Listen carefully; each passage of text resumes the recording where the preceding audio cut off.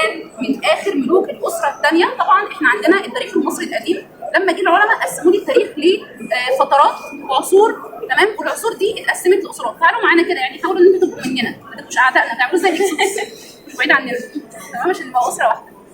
العلماء لما جم قسموا التاريخ عشان يسهل دراسته طبعا علينا في الجامعه وفي المدارس وكل الحاجات دي، بدا يقسموا لي العصور، زي عصر الدوله القديمه، عصر الدوله الوسطى، عصر الدوله الحديثه، والعصر المتاخر. كل عصر من دول بيضم مجموعه من الاسر مع بعض.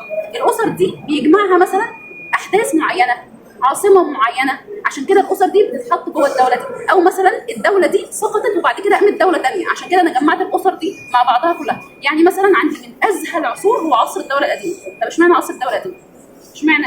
عشان كان لسه اللي هو مش محتاج اي حاجه، كان تنقل اللي هو محتاج بس اكل مش عصر الدوله القديمه اصلا في المراجع المصريه القديمه بيتسمى عصر بناء الأهرام، عشان كده ده بيعتبر من اسهل العصور المصريه القديمه، عشان بناء الاهرامات، الصرح العظيم اللي بيعد لحد النهارده احد عجائب الدنيا السبعه. انا فاهمه دي، انا فاهمه مش المقدار الاهرامات بتبدا من الاسره الثالثه، بعد كده الرابعه، وبتمتد بعد كده لحد على فكره الدوله الوسطى والدوله الحديثه. بس اكبر صرح بناء من الاهرامات بيتم في عصر الدوله القديمه. طبعا اهرامات الجيزه، اهرامات سقاره ودهشور والفيوم، وكل الاهرامات طبعا اللي بنسمع عنها احنا عندنا في مصر حوالي 114 فبنشوف الملك خاص خناوي او خاص خم هو اخر ملوك الاسره الثانيه. نرجع بقى لمرجعنا الثاني، احنا قلنا طبعا ان الاسره الثانيه دي ده عصر عتيق اللي هو عصر قبل اصلا عصر الدوله القديمه.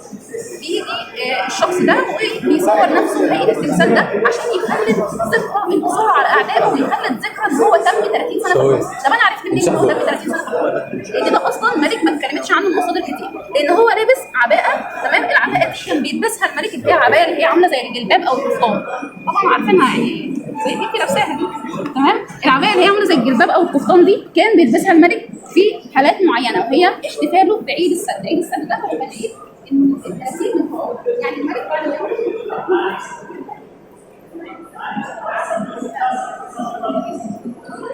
عشان كده بنشوف الملك وهو لابس العبايه دي. طبعا العبايه بتصور معظم اجزاء جسده، وبنشوفه قابض على يده اليمنى، وطبعا هو قابض على يده اللي هي اليسرى، وده بيدل ان هو ايه، قدر يهزم اعدائه بين ضبطي ايديه الاثنين ويدمرهم.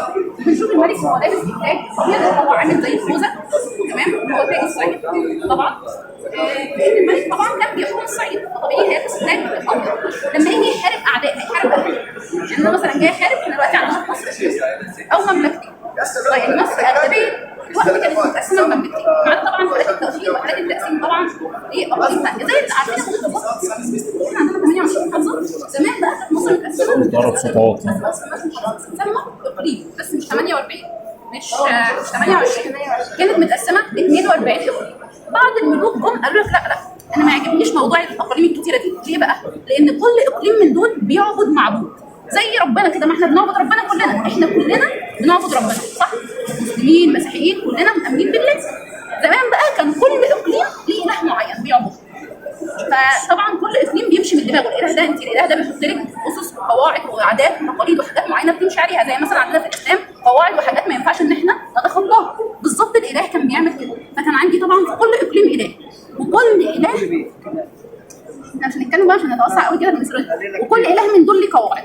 قواعد الملوك كان يجي يقول لك انا ما ينفعنيش كل الكلام ده كله، انا اجي اقول له مثلا ان الاقليم ده اعملوا كذا، يقول لك لا لا لا بس الاله بتاعنا بيقول لنا كذا عشان نسمع كلامه. فاللي هو قال لنا طب بس انا هوحد كل ده في اقليم واحد، او هوحد كل ده في اقليم.